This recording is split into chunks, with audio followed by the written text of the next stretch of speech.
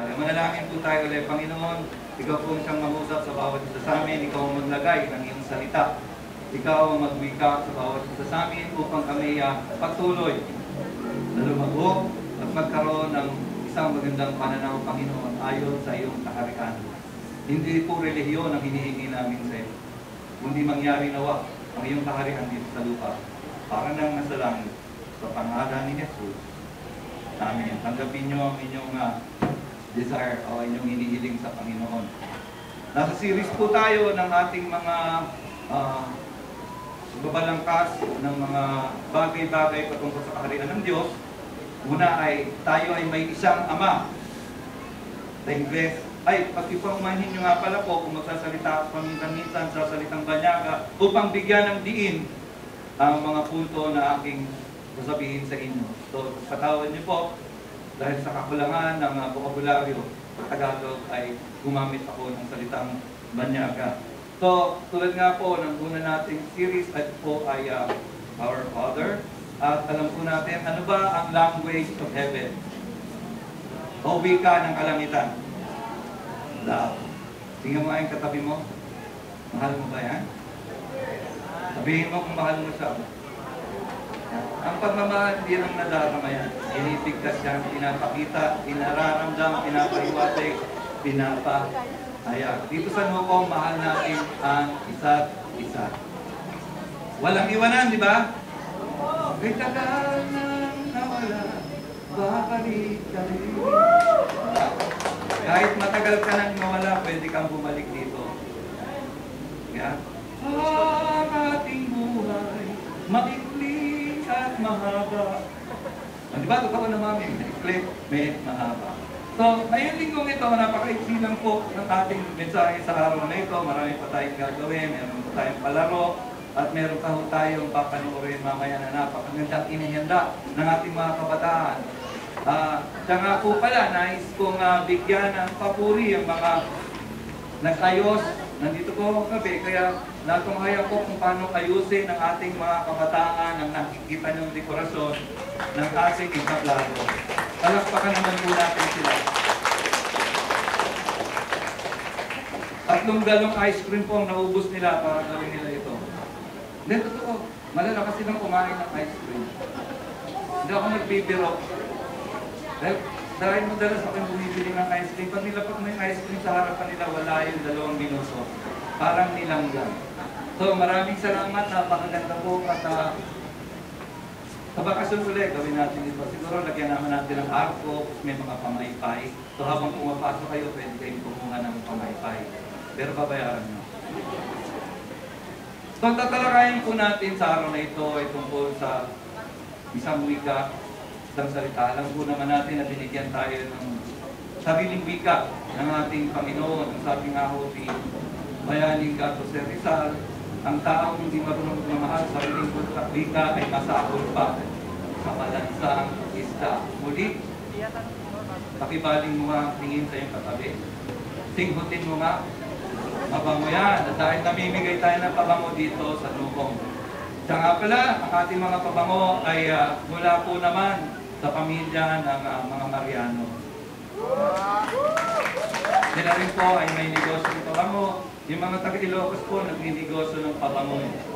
So, mga Bisaya siguro, gusto mag-business ng damit. Yung mga Tagalog, gusto mag-business ng bagoong. So, tatalakayin po natin sa umagang ito ay patungkol sa isang wika, isang salita. Ang isang wika po, o salita ng isang bansa ay nagpapatunay o tanda ng isang pagkakaisa.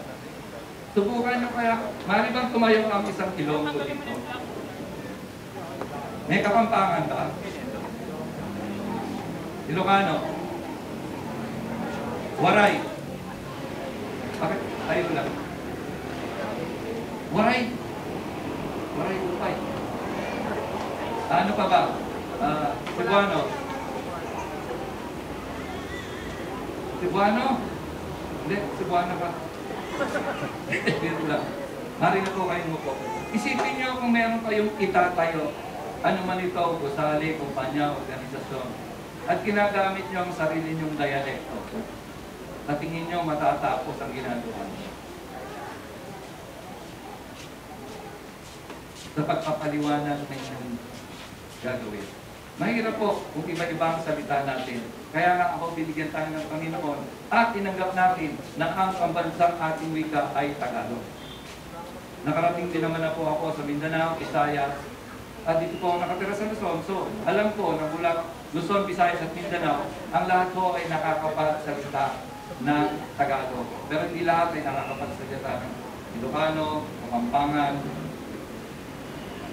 Ilonggo, Cebuano, Maray, hindi ko lahat ay nakakapagsalita nito. Pero ang halos lahat po, karamihan ng mga Pilipino ay nakakakunawa at nakakaintindi ng Tagalog.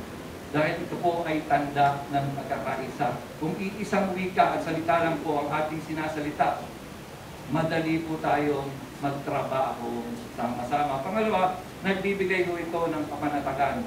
Noon po ako'y nagtatrabaho pa bilang isang mga awit, madalas po akong lumalabas ng bayan. At isa sa mga bagay na aking, sabihin na natin kinatatakutan na hindi ko alam ang salita sa aking pupuntahan. So bago pa lamang ako umalis ng Pilipinas ay inaaral ko na nakarating po ako sa Taiwan, Malaysia, Indonesia, Hong Kong, Lebanon. So inaral ko ng konti salita nila kahit man lang pagdating sa bilang kasi mahirap mamili ng hindi mo alam kung mahirap tumawad, di ba? Ang Pilipino mahilig tumawad pag namimili. Natutunan ko kung tumawad sa nanay ko. Nung bata ako, kasama niya akong namimili. Pag sinabi, magkano yan? 100, 50 na lang. Hindi totoo, ganyan tumawad ang nanay ko. Patakas, hindi mo pwede 90. 60 na lang. Hanggang mag-meet sila dun sa gitna. Ganyan tumawad ang nanay ko. So, parang naman ako yun ngayon. Pag tumawad ako, magkano yan? 100. 10 na lang.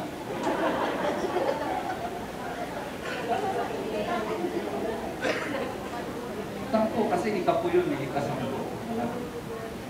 So, pero sinasabi ko dito sa Nuwa walang barat. Sabihin mo sa katabi mo, hindi ka barat. And dumating ako sa punto na hindi na ako talaga tumatawad. Bilang pagtulong na lang yung sa nagtitinda. Minsan din, bigo, magkano ba yan? 100? Pwede bang 120? Bigla siyang nagugulat. Hindi na alam kung anong sasagot. Kasi baliktad tumawad. Ano dumating yung panahon, baliktad tayong tumawad. Imbis na papababa. Patakas dahil gusto nating pagpalakin yung mga nagliligo. Kahit na sabihin natin may tubo na sila, maganda pa rin yung tayo ay nagbibigay. So, maganda yung may sarili tayong wika, may isang wika, isang salita, kasi nagkakaroon ka ng kapanatagan tulad ng sinasabi ko. Nung nagtuto ko ng konting Taiwanese, konting Chinese, Japanese, meron nga pala tayong Japanese teacher sa ating harapan. Kung gusto niyo magpaturo ng Nihongo, si Edna po, nagtuturo siya, 200 an hour. Yan. Okay. So, mahayo ko sa mga. So, napapanatag yung loob ko pag alam mo yung salita, di ba? Lalo yun pag nagkikwento ka kayo. Meron mo tayong tinatawag minsan nosebleed. Alam niyo yung nosebleed? Because some people are talking English, cannot understand what they're talking about. So you would rather shut up and not talk because you cannot speak their language. Right? Naintindihan niyo pala ako eh. No, but some people are afraid to speak English, thinking that they might make a mistake. You won't know that you're gonna make a mistake if you don't try. Making a mistake is not the right way to learn. But when you make a mistake, see to it that you make it right. Ibig kong sabihin, huwag ko kayong matakot mag-aral. Dahil pag confidente kayo sa inyong salita, panatag ang inyong loob. At pangatlo, ang isang wika o isang salita ay susi. Susi yan sa pagkatatag tulad ng sinabi ko kanina. Imagine niyo, kaming dalawa lang din natin duhaan nyo. So kinakausap niya ako.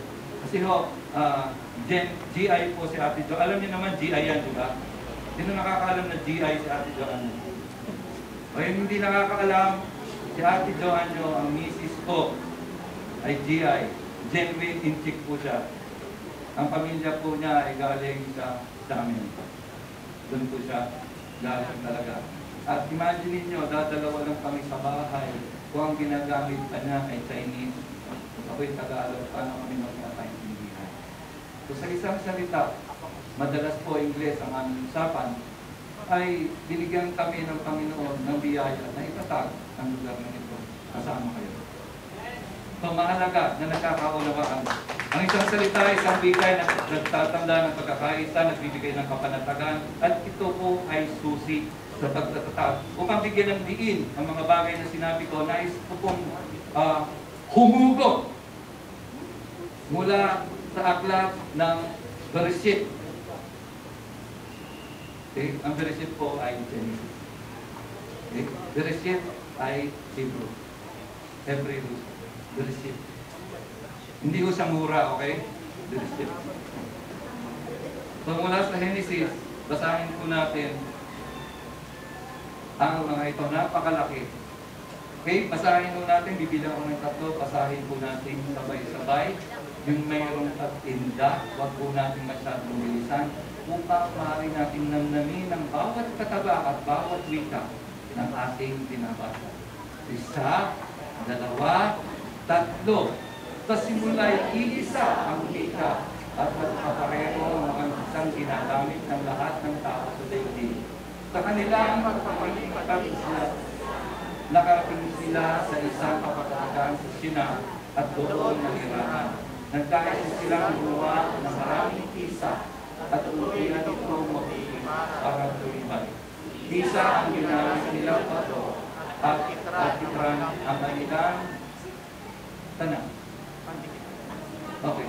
Ang sabi nila, hali kayo at magtayo tayo ng isang lungsod na may oreng abot sa langit upang maging tanyag tayo at wag na makakawatak sa daigdig.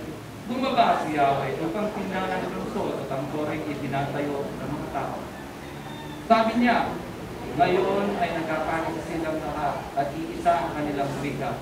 Pasimula pa lamang ito ng mga pinabalak nilang gawin. Hindi magtatagal at gagawin nila ang anumang kanilang pagsusukan. Ang mabuti, bumaba tayo at guluhin natin. Ginawa ni Yahweh na ang mga tao ay nagkawatak-watak sa buong daigdig, kaya natigil ang pagtatayo ng lungsod. Babel ang tinawag nila sa lungsod na iyon, sapagkat tuloy ginulo ni Yahweh ang wika ng mga tao, at mula noon, nagkawatak-watak ang mga tao sa buong daigdig dahil sa ginawa ni Yahweh. Okay? Noong unang panahon daw ay isa lamang ang wika at sinasalita ng mga tao. So nagkakaintindihan talaga sila. Pero hindi ba kayo natutuwa na kahit iba-iba tayo ng dialekto, ay narito kayo. Nagkakaisa dahil kay Jesus. Isang wika, isang salita. Dahil sa salita ng Panginoon na ating napakinggan, tayo po ay pinag-iisa niya. Ikaw man ay Bisaya, ikaw man ay Cebuano, ikaw man ay Tagalog, ikaw man ay Kapampangan, ikaw man ay Ilocano, tayo po ay pinagkakaisa ng Panginoon. Nakita ko po dito ang kaginhawahan ng tulad sinasabi ko, kaginhawahan ng mayroong isang salita dahil madaling maunawaan ang isa't isa. So dahil na ninais nila na magtatag ng isang lungsod, sila po ay umaroon sa bandang silangan ng Sinar. Ang Sinar po ay ang Babylonia. Okay? Ang kapatagan ng Sinar ay nasa Babylonia at doon ho sila nanirahan. At sinabi nila sa isa't isa, hali kayo, gumawa tayo ng anong ginawa nila. Pari bang Englishin ko? Kasi walang katapat ang salitang ito sa Tagalog. Bricks. Meron ba? Tisa. Bricks. Tisa. Tisa? Hindi, bilyar yun eh. Di ba? O, palagay na natin. Tisa. Tayo ay gumawa ng tisa. Ano yung bake? Lutuin. Hindi rin, kulang eh. Englishin ko na lang. Come, let's make bricks and bake them thoroughly. They use bricks instead of stone and tar or mortar. Okay? Bakit kaya nagluto pa sila ng mga tisa? Bakit ginusto pa nila magluto ng tisa? Tingin nyo. Sagutin natin na mamaya. May tanong ako, ano sa tingin niyo ang matibay? Tisa o bato?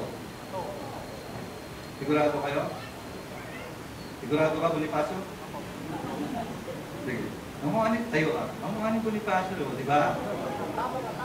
Tabak na lang ang kulang nito. Huwag ka mag-aamo ka. Luis, tingnan mo si Louis.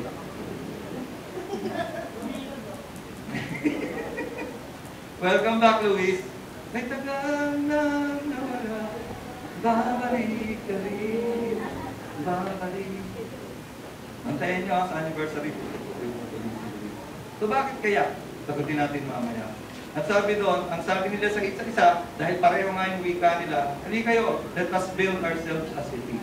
Una, gusto nilang magtatag ng isang lungsod. Madali ba magtatag ng isang lungsod?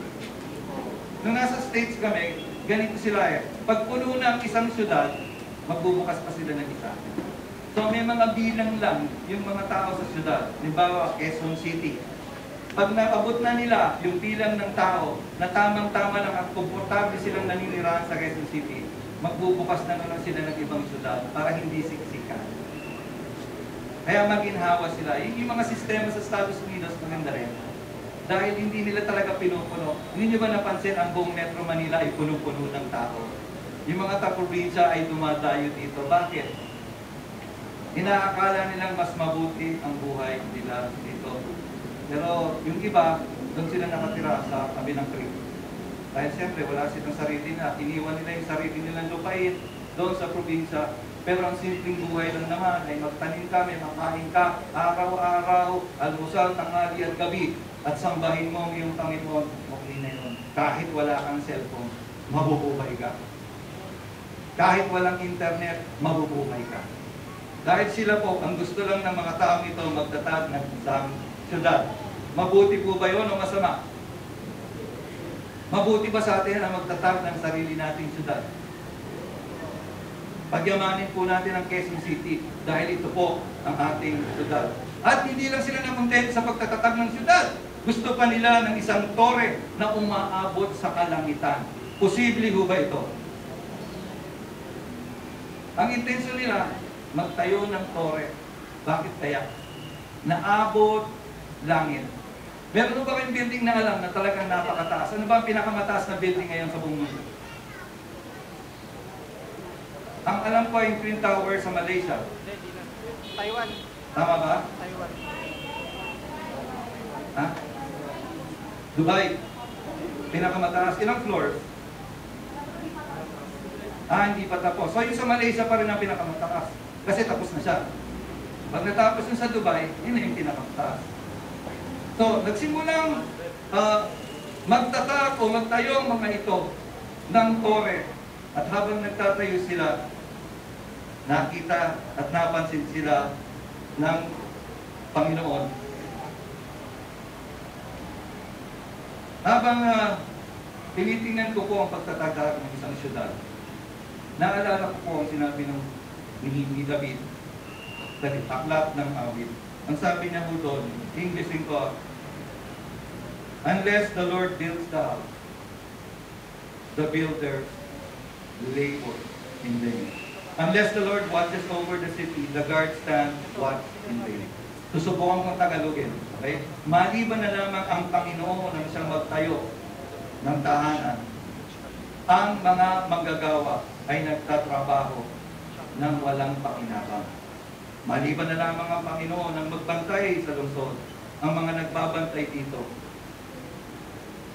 Sa kanilang pagbabantay ay wala ring pakinabang.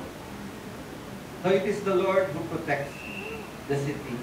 Kung magtatatag mundo tayo ng lungsod, o pag-ililinangin at pag-ayamanin natin ang Quezon City, kailangan italaga mo natin sa Panginoon. Kumikilos tayo, nabubuhay tayo, gusto natin maging mabuting mamamayan ng Quezon City.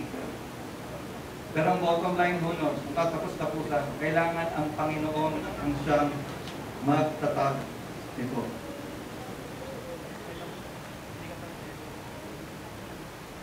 So nagtayo sila ng syudad, gusto nila magtayo ng tore. Bakit? Ayon sa mga talatang ito, bakit nila gusto magtayo ng syudad? Bakit gusto nila magtayo ng tore?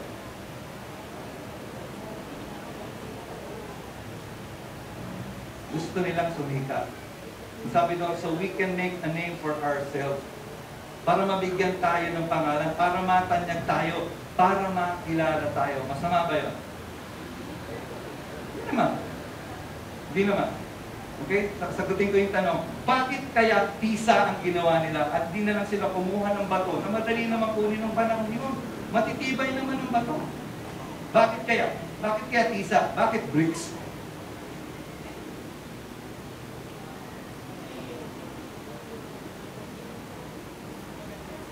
Sa palagay ko po ito, habang binabasa ko to, ayaw ho nilang may kinalaman ang Diyos dun sa ginagawa nila. Dahil pag sila gumawa, nung mga inilalagay doon, sasabihin nila, kami ang gumawa niyan. Walang kinalaman ng Diyos. Kasi kumuha ka ng bato, kaya ba gumawa ng bato ng tao? Ha? Minsan, yung ulo natin parang bato sa tiga, pero hindi natin kayang gumawa ng bato. So naisip ko po, na kaya nila ginawa yung bricks na lang gagamitin namin para walang kinalaman si Lord dito. Hindi mag-glorify, hindi maluluwalhati ng Panginoon. Sa amin lahat ang luwalhati kasi kami ang gumawa ng bawat isang tisang yan at paabutin namin ito sa langit. Taas ang pangarap. Sino mataas pangarap dito? Pagkasama si Lord dyan, matutupad. Okay? Lalo na, baliktad baliktad to. Siya galing sa lupa, papunta sa langit. Baliktad, kailangan galing sa lupa, ay galing sa langit, papunta sa lupa. Pag nagkagano, tataas ka ng walang kahirap-hirap. Baliktad baliktad sila. Okay magtatag ng lusot, okay magtatag ng tore. Pero kanino may bibigay yung kaluwalhatian? At isa pa, ang sabi nila, gawin natin to kasi baka magkawatak-watak tayo dito sa daigdig. Baka daw magkahiwa-hiwalay sila. Natatakot po ba kayong magkahiwa-hiwalay tayo? Bakit masakit ko? Pero kung magkakahiwa-hiwalay tayo para gampanan ang pinapagawa ng Panginoon, you have my blessing. Pero kung magkakahiwa-hiwalay tayo dahil may nagtampo lang, ayoko. Kasi sabi nila rito, pupunta tayo sa silangan, magtayo tayo ng lunsod, magtayo tayo ng tore, para meron tayong pangalan, para sikat tayo, para hindi tayo makapangalat. Yung ba ang purpose ni God? Hindi tayo magkalat, doon lang tayo, dito lang tayo. Minsan yung kaisipan na ginagawa ng demonyo oh, masaya tayo dito sa church, happy tayo. Pero paglabas ba natin, nagagawa natin yung purpose natin? Nakakapagsalita ba tayo? Nagwiwika ba tayo? Ayon sa isang salita at wika na binigay ni Kristo. Huwag po tayong palinlang sa kaaway. Masaya po tayo dito sa loob, pero kailangan mas masaya sa labas. Dahil nandun tayo. Kung di tayo makakapangalat, then hindi natin nagagawa ang kagustuhan at naisin ng ating amang hari. Na pagkatapos nating matuto, pagkatapos nating maunawaan kung sino tayo sa Kanya, ay mga pangalat tayo at doon maipahayag at maipakalat ang Kanyang kaharian. So ang gusto nitong mga taong itong sinauna, ayaw, gusto lang namin dito, ayaw namin magsikala. So napansin sila ni Lord, hindi nito mga to. Napansin sila sa kanilang paggawa.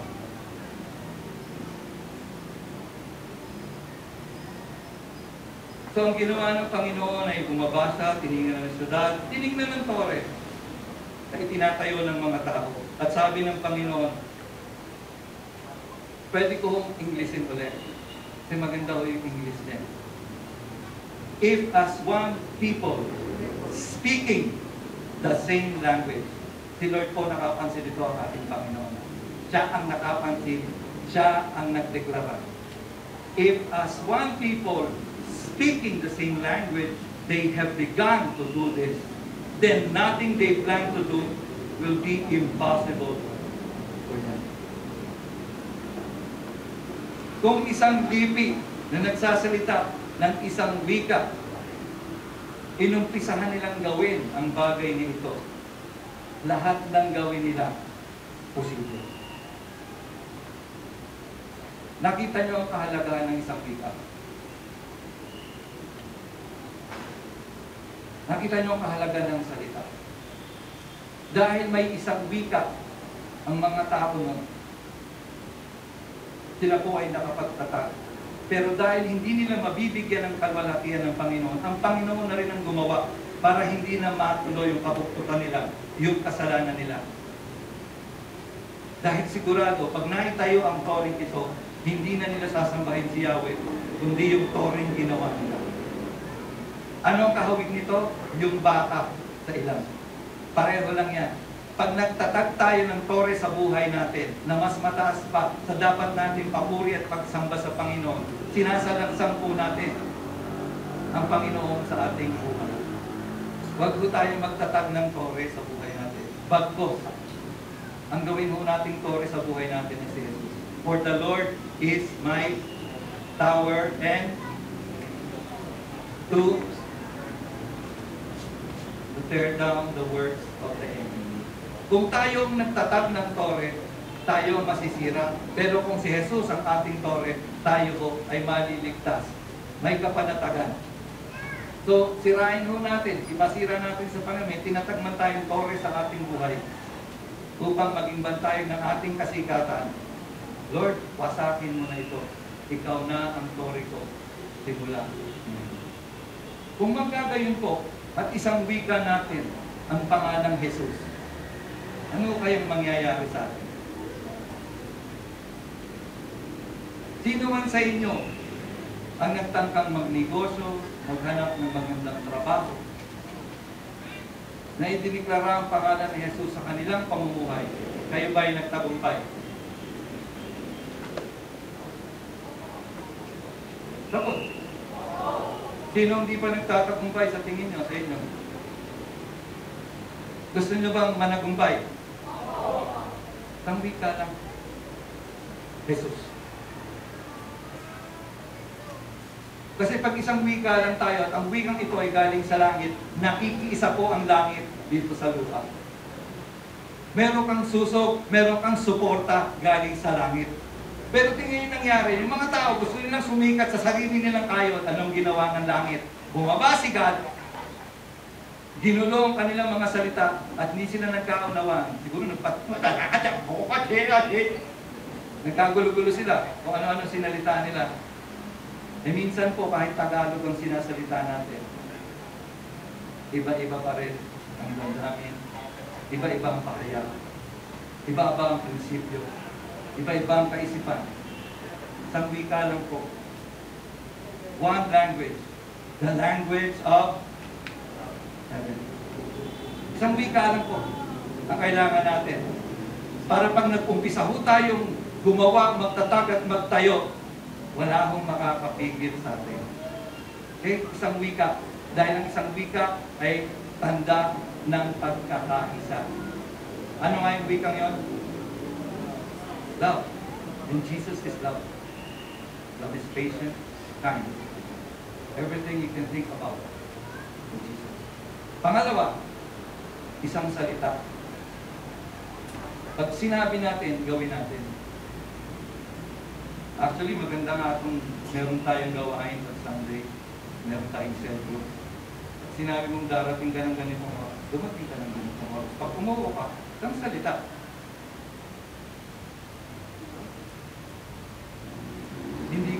Hindi ko guys maningil eh. Singilin nyo ang inyong sarili. Bakit? Kasi kayo makikinabang. Tipin nyo, kung mapasok kayo sa trabaho, lagi kayo late. Tatagal ba kayo sa trabaho? Meron nga ako kakilala, sabi ko na ito noon eh, meron ako kakilala, Kristiyano siya, magaling na manunulat ang awit. Dahil mo ay tagapanguna sa pananambahan, pero lagi siyang late. Lagi siyang ulit.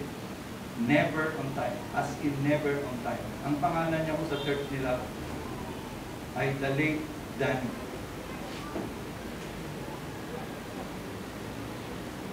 Takwa, ano? Gusto mo mang mabangsagan ka ng The Late? Isang salita lang. Yung maliliit na bagay na pwede nating makita at isagawa ngayon din. Yung malalaking bagay, pagkaralan natin gawin. Pero yung maliliit na pwede natin gawin ngayon, umpisahan na natin. At nakakasiguro ako sa inyo, dahil may isang wika tayo, may isang salita, lahat po ng bagay ay posibleng mangyari kung tayo po ay magtatatag ng sama-sama. Kung hindi pa nga ho tayo ganun kasolido, meron na tayong ganito, ano pa kaya? Kung meron tayo talagang isang wika, isang salita. Doon lamang sa pagsasama-sama natin, pinagpala na tayo ni Lord ng lugar na ito. Ano pa kaya kung tunay na ipamuhay natin ang isang wika, isang salita sa lahat ng ating ginagawa? Gaano kalaking lugar kaya ang ibibigay sa atin ng Panginoon? Gaano kalaking lote? Gaano kaginhawa ang ating church na may kasama pang pabahay sa bawat miyembro ng church na yon?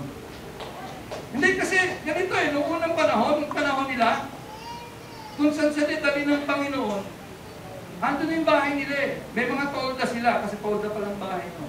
Yung mga tolda sila, doon din ang sambahan nila.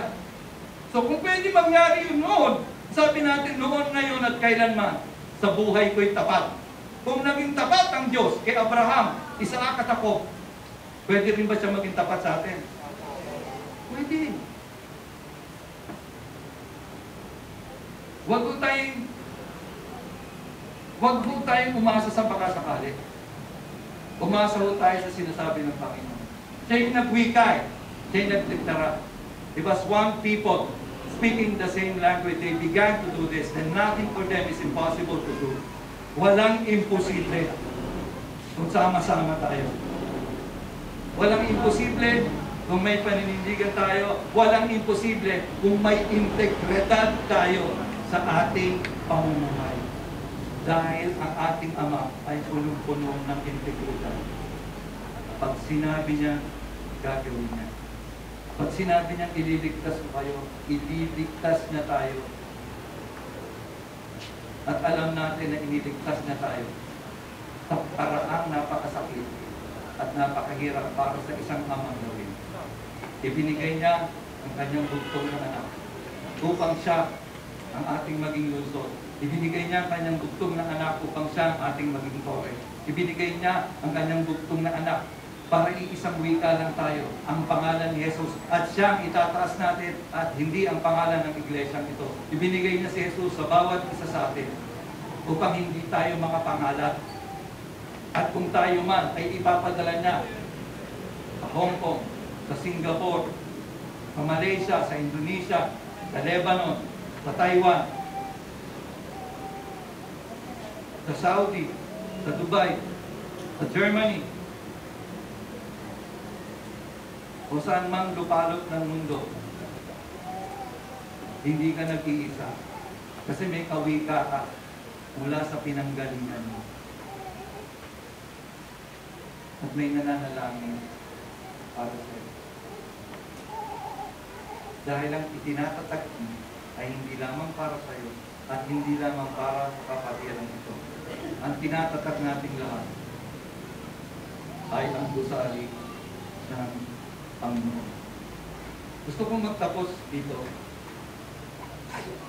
Buksan niyo yung Biblia kung meron kayo, electronic man o papel.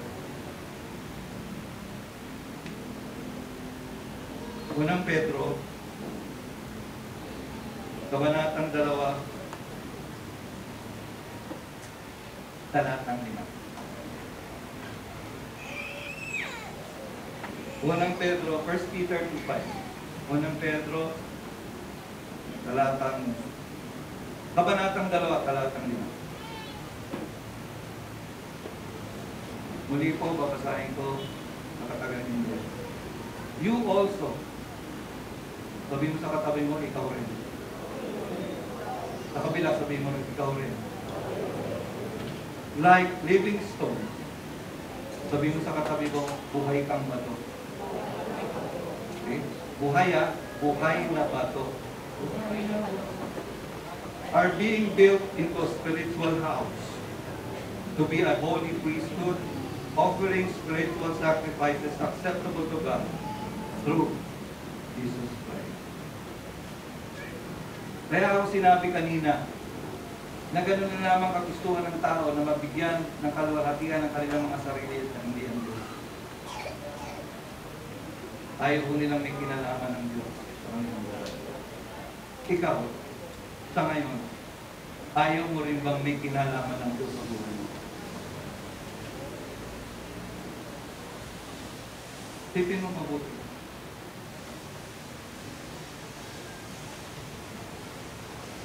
Kung walang Diyos, walang buhay. Kung napapanood nyo, yung palabas sa TV, Walking Dead, yun po, yung itsura natin. Pag walang Diyos, walang buhay. We're just walking dead. Pero ang Diyos ay napakabuti. Gusto niya tayong bigyan ng buhay. Kaya sinabi niya, kahit matitigas ang ulo natin, parang bato, sabi niya, bubuhayin ko kayo. You are living stone. At pag nagsasama-sama kayo bilang buhay na bato, itinatatag nyo, itinatayo nyo ang aking iglesia. Kayo ay nagiging bahay-sambahan pag nagsasama-sama kayo. Alam nyo, pag patuloy tayong sumasamba isang wika, isang salita, kahit mag-iba, itong mga pader na ito, iglesia pa rin tayo. Dahil ang gusaling ito ay hindi iglesia, tayo ang iglesia. At habang buhay tayo, ibig sabihin ng bato, may pananindigan. Habang buhay tayo at naninindigan kay Jesus, mananagumpay tayo. Hindi lamang ito ang makikita, madarama, tatamuhin natin. Higit pa kaysa. Sabi mo sa katabi mo, higit pa kaysa. Ang gusto lagi ni Lord, yung katagang English, more than enough. More than enough. So, kung yung enough ay sapat lamang para mabuhay ka, ang gusto ni Lord, higit sa sapat. Yan ang gusto ni Lord. Pero kailangan gustuhin din natin yung gusto ni Lord sa buhay natin. We are living stones. Siya ho, hindi ho mga tao nagtutumpok-tumpok nito. Siya, ilalagay na tayo rito. Nagsasama-sama natin. Imagine niyo ha, sama-sama tayo, tumatayo. Okay? Sama-sama tayo. Eh kung may umalis na isa, anong mangyayari? Kaya walang iwanan.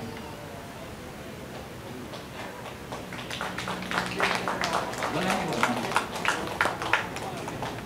Huwag nating ibain yung ginagawa nila. Steady lang tayo doon. Dahil may kabahagi tayo sa ginagawa ni Lord. Simula ngayon, dahil isang wika, isang salita, iisa lang din po ang apelyido nating lahat. Isang ating Ama, isang ating Panginoon, si Jesus ang ating Kuya, isa lang ang apelyido nating lahat. Ang apelyido nating lahat ay Living Stone. Okay? So ikaw ay si Reggie Livingstone, tapos si Leo Livingstone, anak ng makapangyarihan Diyos, tagapagmana ng langit. Para isang wika, isang salita. Ba? Joan P. Livingstone. Ganda, di ba? Louis Livingstone. Florante, buhay na bato. Ganda, di ba? Maganda. Maganda ko ang nais ng Panginoon sa atin. So kung medyo hindi umaayos yung buhay natin ngayon, tapos na natin. Lord, gusto ko yung buhay mo para sa akin. Ang pangalan mo niya is Jesus is the way para magtatag. Jesus is the life para makitatag. Jesus, way, the truth, and the life. Kailangan po kung nagtatatag tayo, ang pundasyon ay ang katotohanan ng si Jesus Cristo. Magsitayo tayo. Isa po sa sagisag ng ating pagkakaisa ay ang ginawa ni Jesus. Kaya nung kasama po niya ang kanyang mga alagad, at sila'y nagkahapunan, kumuha siya ng kapiraso ng tinapay. At gagawin na yung natin yan ngayon. Alalahanin natin, ano bang ginawa ni Jesus para magkaroon tayo ng isang wika, isang salita? Ano bang ginawa ni Jesus para hindi tayo magkawatak-watak? At kung tayo man ay ipadala ng ating Diyos sa ibang lugar, tayo ay nagkakaisa pa rin. So ang ginawa ni Jesus, yung pagkakawatak-watak natin, yung mga kaisipan, prinsipyo, at pamumuhay natin, ay inilagay niya sa kanyang katawan at sinabi niya, ito ang aking katawan, ibinibigay ko to para sa inyo. Para hindi na kayo mawala, hindi na kayo makapangalat. Kaya mawasak itong katawan na ito. Pero kayo, buo kayo. Tulad niyang panalangin bago sa mamatay. Sabi niya, Ama, gusto ko magkaisa-isa sila tulad ng pagkakaisa nating dalawa. Like Father, like Son. At pagkatapos maghapunan, kumuha siya ng saro, sabi niya, ito ang aking dugo. Ito'y tanda ng isang bagong kita. Sabi mo sa katabi mo, bago na. May bago na. Kung hindi mo na balitaan, meron ng bago. Sabi mo sa katabi mo, magbago ka na. Change is coming. Kung sino tayo, naunawaan niyo, tayo pa kaya? Change is coming. At si Lord ang magtatatag ng lungsod na ito, siya ang tore natin, siya ang ating kalasat, siya ang ating pag-ibig, siya ang ating salita, siya ang ating wika.